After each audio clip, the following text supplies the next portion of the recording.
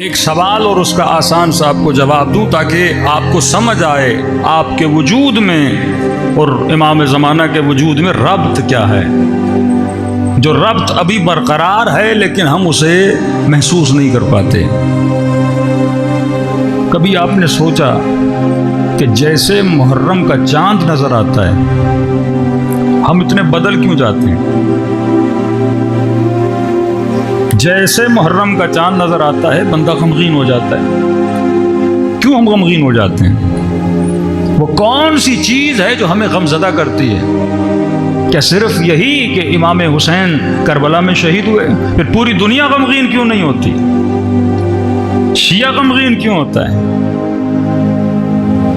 فرماتے ہیں جب محرم کا چاند نظر آتا ہے تو دل امام زماں غمگین ہو جاتا ہے،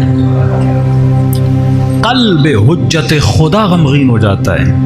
اور کیونکہ شیعوں کا ربط ہے اپنے امام کے ساتھ تو جو اثر ان کے امام پہ پڑتا ہے اس کا تھوڑا سا اثر ہمارے اوپر بھی پڑتا ہے. اب اس مجمع میں اگر 100 لوگ ہیں، جس کا امام کے ساتھ ربط جتنا مضبوط ہوگا وہ اتنا زیادہ دکھی ہوگا، کیونکہ جتنا مولا کے قلب کے قریب ہوگا تو مولا کے اثرات اس کے اوپر زیادہ طاری ہو جاتے ہیں. کیوں فرمایا کہا مولا جناب سلمان کو یہ مقام کیوں ملا؟ کہ کیونکہ سلمان کی اپنی زندگی میں کوئی مرضی نہیں تھی، سلمان کی اپنی کوئی چاہت نہیں تھی. سلمان وہی چاہتا تھا جو علی ابن ابی طالب چاہتے تھے. سلمان کی وہی مرضی ہوتی تھی جو علی ابن ابی طالب کی مرضی ہوتی تھی.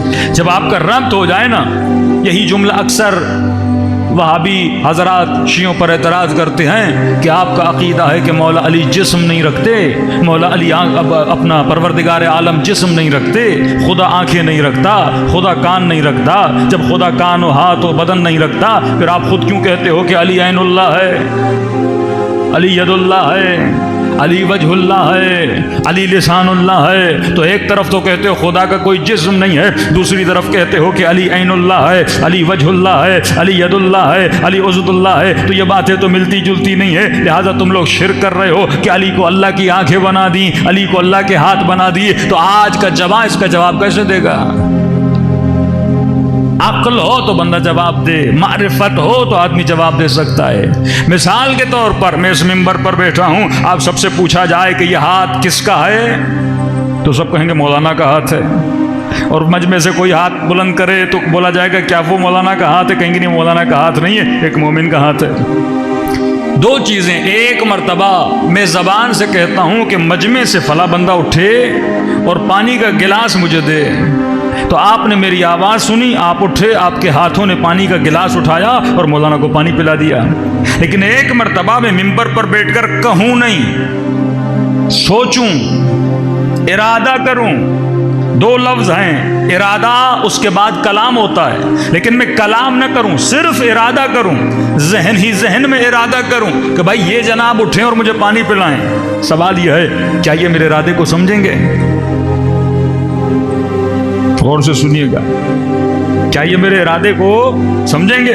قطعاً کہیں گے مولانا میں کیسے آپ کے ارادے کو سمجھوں؟ جب تک آپ بولو گے نہیں تب تک میں سنوں گا نہیں، اور جب تک سنوں گا نہیں اس بات پہ عمل نہیں کروں گا. تو یہ میرے ارادے کو نہیں سمجھ سکتا.